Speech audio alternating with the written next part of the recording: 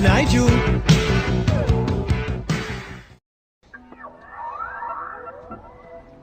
This boy is electric. Hi everyone, welcome to a rather delayed update on my Volvo EX30. As you'll probably remember from previous videos, back in June last year, 2023, I ordered a Volvo EX30 from a dealership. It was the first day after the announcement of the car came online, etc. I was excited by it. It was a good price, I thought. Specification was excellent. It seemed to be just what I was looking for. A nice small, compact, SUV styled, unique looking car with some good technology. What I was hoping for with that size, that weight, was good efficiency as well. But the news from this update is I've cancelled that order. I did not receive the car. It was supposed to be delivered on February the 16th to the dealership, and I would have had it slightly thereafter. But I cancelled. So why? Why on earth did I cancel? And it wasn't because of the software issues. If you haven't heard, there have been software issues with the Volvo EX30. The European customers had a significant delay in receiving their cars, and it was because the cars were built and shipped from China but then weren't ready to be released to customers. There was a problem with the software, and for me this is a bad story for Volvo because it's sort of adding two and two, and you can see there's something not quite right going on. When I viewed the EX30 as a, should we call it a dealership demonstration car or showroom car, the Volvo didn't have working software. It was awful. Inside a few bits and pieces worked, but the car wasn't in a working state. Even things like the sat-nav didn't work. And for me, that was a sort of a bad sign. Why wasn't it ready? Why isn't the software ready to go? And then when you piece together the fact that the cars had been produced and released from the factory without working software, it shows what a disjoint there is between the car manufacturing and the software production and installation. Makes me even wonder, do Volvo trust the Chinese with their software? Are they not even installing the software in the cars that are shipped out of China? Perhaps it's an installation process that happens later on anyway, over the air even perhaps. You know, Chinese aren't particularly renowned for respecting copyright, shall we say. So is there an issue with Volvo separating software from hardware manufacture? And clearly that's gone wrong because the manufacturing timescales have worked perfectly for the production of the physical car. The Chinese have done their job. They've produced it on time, because from June, when I ordered, the expected delivery date was mid-February to early March, and they were spot on. But the software wasn't. It wasn't ready in November, and it still wasn't ready in February. And yet a few cars were arriving. So what was wrong, and why wasn't it a package of software and hardware together? It makes you think, doesn't it, about Tesla and how great Tesla is, that they've got both and they do both and they're joined together, and it's a system that works and they work well together. When they've got this separation and you've got issues from day one, it does make me wonder what they're doing and whether the design of how the software works with the physical hardware, whether it's a good design or not. So it's making me think my decision to cancel the Volvo EX30 was pretty decent. Yes, I'm sure customers will receive the car and they'll be great. It's Google, for example. But it's that thing that if you have a problem with your car charging, say with Octopus Intelligent or on a particular charger, when are you going to get software updates?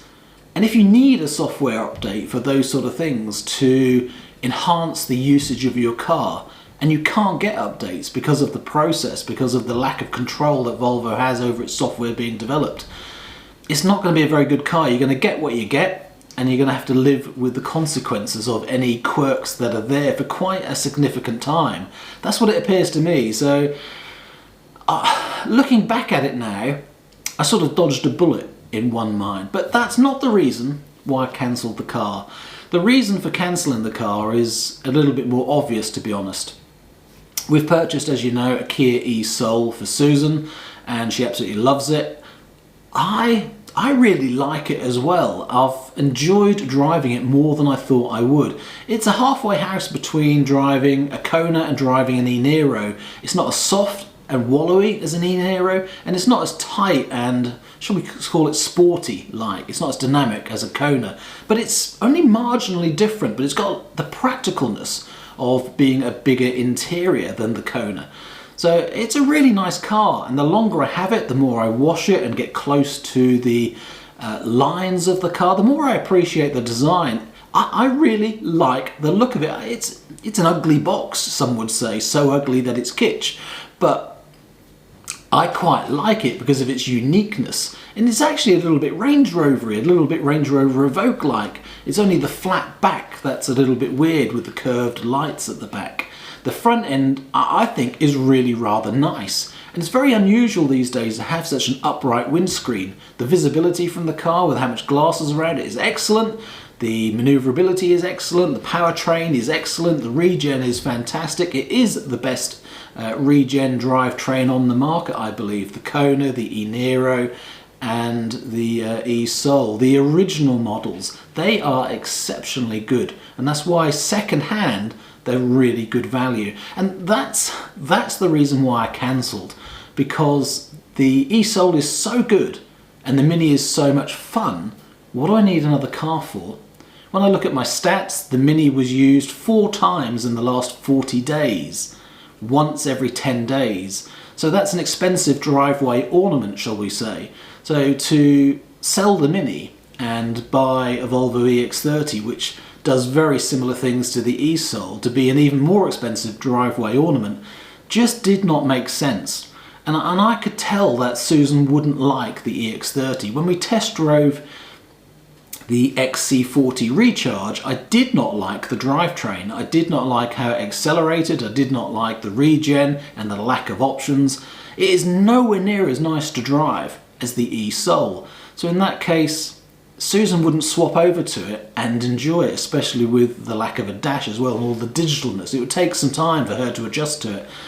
So it wouldn't have been a car that we would have enjoyed. I would have enjoyed it. I would have enjoyed the videos, the stats, the discovery of the new things. It would have been new and exciting.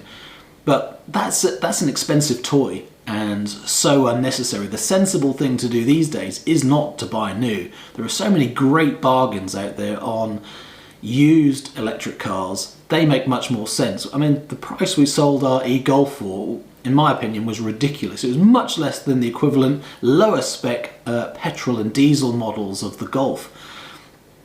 The electric was a much better car, but it wasn't worth as much at the time we sold it. But we got a good deal on the e-Soul, so I'm very happy with that. And I've seen that prices have come down even a little bit more on some of the first edition e-Souls that are out there. They are excellent bargains, in my opinion.